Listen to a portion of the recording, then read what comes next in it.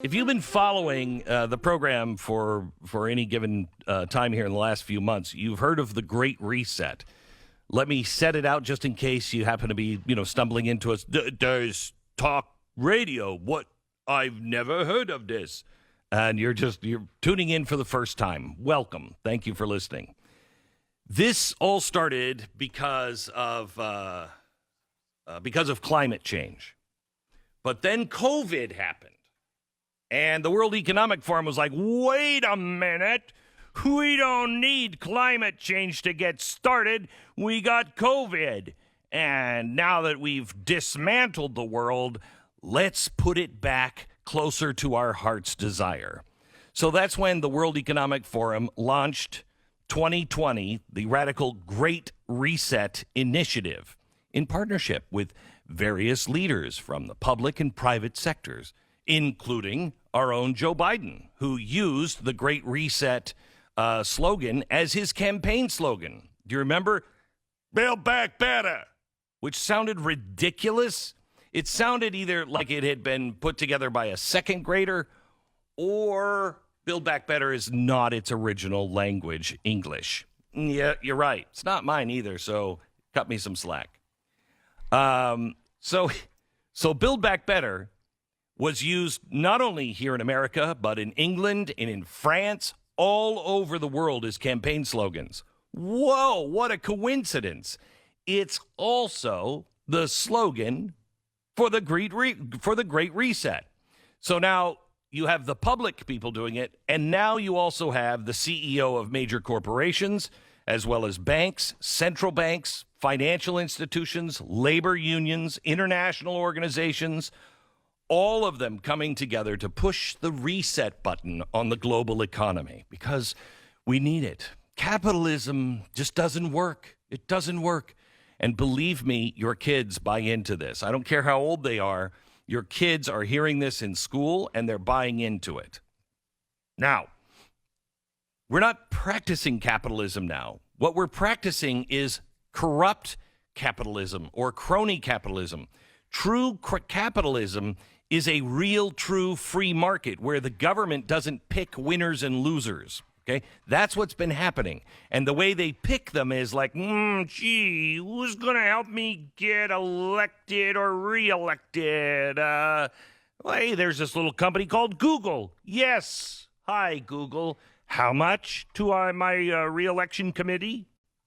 That's how capitalism is working now. And everybody gets rich except for you, for those who aren't playing the game.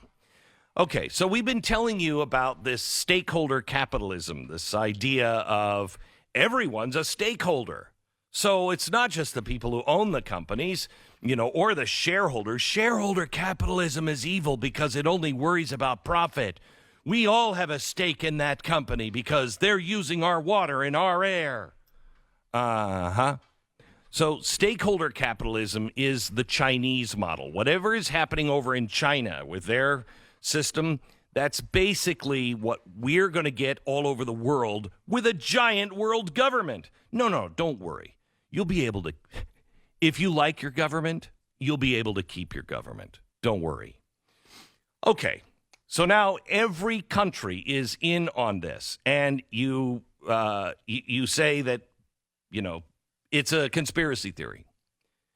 Yeah, the Great Reset. It talks about it on the World Economic Forum, but, nobody's really going to do that. Okay, all right. Okay, all right. The first thing they have to do to have the Great Reset is to create a variety of new government programs, including policies similar to the far-left Green New Deal resolution that is now called the Infrastructure Bill. Did you know that? Has anybody really put that in perspective? All of the things that were in the Green New Deal, most of them are now in the Infrastructure Bill. The second thing is the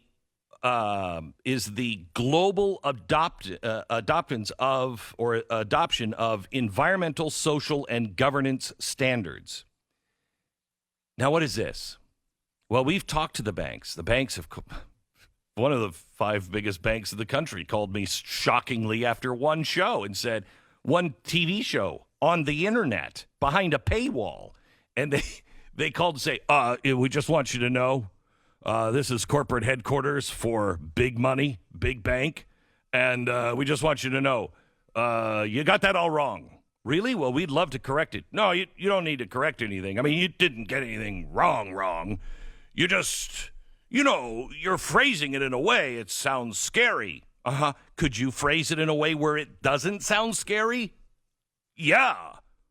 We're not scary people. We'd never do it the scary way. Oh, I'll get right on that story. So what they're saying is the ESGs are just for your education. That's all it is. It's so you can make smart investments. Okay. Well, I've got some news. Under the ESG model, companies are not only rated using traditional metrics, such as revenues and the quality of goods and services offered, but also on a variety of social justice metrics, such as your carbon footprint, the air quality of business's supply chain, having the right ratio of Asians to Hispanics working for the company, among other factors. Thousands of companies, thousands of them. Look up any company. Just look up their report, any company, and just type in Coca-Cola ESG, Ford ESG, Mercedes-Benz ESG. You'll see they've all adopted it. 82% of all large companies in the United States have done so voluntarily. 82%. Now, there's a great deal of money to be made if you play this game. How? Well, I told you, we're the big bank. We're never going to do this. Mm-hmm. Well, we've been warning you that the government mandates, the new government programs, and ESGs, mainly from these huge corporations, are going to be codified. And it's all going to start to come together where a bank can't give your company a loan unless you have a high ESG score. If you invest your money in Wall Street and 401k, if you invest it in a low ESG scored company because you believe in the company, but it's not playing the game, you'll be penalized and you'll find it harder and harder for you to get a loan. You won't get a loan, and you won't get a loan, and you won't get a loan. Glenn, could you please just get to the new information? Yes, I will. Last month, in a little reported story out of Europe, the European Parliament has voted in favor of a resolution that demands all large companies in the EU, as well as some smaller businesses, put ESG standards into place or face harsh fines for their respective national governments. So if you don't have an ESG, this is EU, if you don't have an ESG score that you're living by, you better start living by they're already doled out for you. Don't worry. You got one. You're going to get one for your house and for your kids and everything. It's going to be great. Anyway, this conspiracy theory that is definitely not going to be codified. The EU Parliament just voted in favor of that demand to make sure that all of the companies are using ESG standards. Well, this is a good thing because it's happening in Europe and not in America. The resolution passed by the European Parliament is not yet binding on member states. It's a strong sign, however, that the thumb screws are coming out, and everyone will, of course, adopt it. In order for the resolution to become binding, the European Commission must formally propose the resolution as legislation, and then Parliament and the member states have to vote for the legislation. Okay, all right. Now, it's going to happen because there is overwhelming support for it in the EU. All right? Now, according to the international law firm of Shearman and Sterling, when Shearman talks, Sterling listens. Even though Sterling is like that Shearman, he's a backstabbing bastard. I should have had my name first. Anyway, they said the proposed due diligence framework targets 3 categories of potential and or actual adverse impacts, including human rights, the environment, and good governance. These categories are deliberately broad, said either Sterling or Shearman, and would in many cases require businesses to make sweeping reforms to align with left-wing social justice goals, imposing them on the societies in which they operate. For example, the human rights category means any potential or actual adverse impact that may impair the full enjoyment of human rights by individuals or groups of individuals in relation to human rights, including social, worker, and trade union rights. These categories, Shearman or Sterling went on to say, are deliberately broad, and they will protect the environment. And it would involve, according to Shearman and Sterling, the right to safe, clean, healthy, sustainable, biodiverse environment, as defined by the internationally recognized and EU environmental standards. Further, the resolution demands, now get this is where you come in. Further, the resolution demands that business strategies should be aligned with union policy objectives in the field of human rights and the environment, including the European Green Deal and the commitment to reduce greenhouse emissions by at least 55% by 2030. Perhaps most importantly for Americans and U.S. businesses, the Parliament's resolution calls for these ESG requirements to cover all business activities, including its value chain.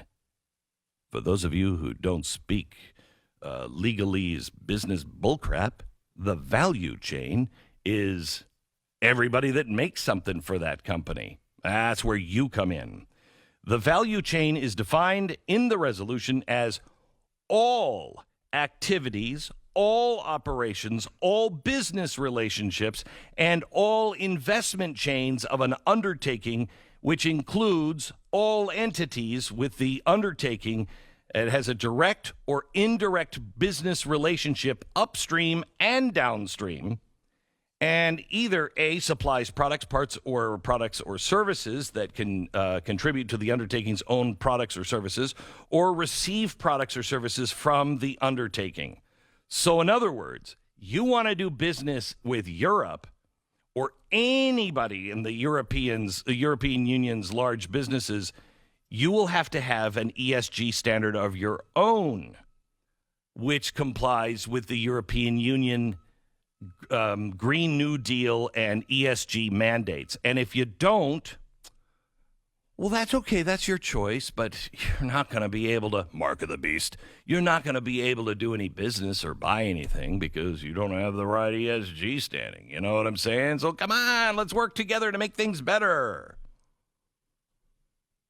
Business partners, both indirect and upstream and downstream, have a place in human rights, environmental, good governance policies that are in line with the company's obligation of due diligence. The recommendations contemplate that this may be achieved, for example, by means of framework agreements, contractual clauses, codes of conduct, or certified and independent audits of every business. This is going to be great. First of all, they said that it wasn't going to happen. Looks like it is. But now I'm telling you that this is going to be bad. How could this be bad? We're going to have more human rights and greener everything. And our houses will be much, much better. And our life will be better. And we won't get to have meat. Oh, did I say that out loud?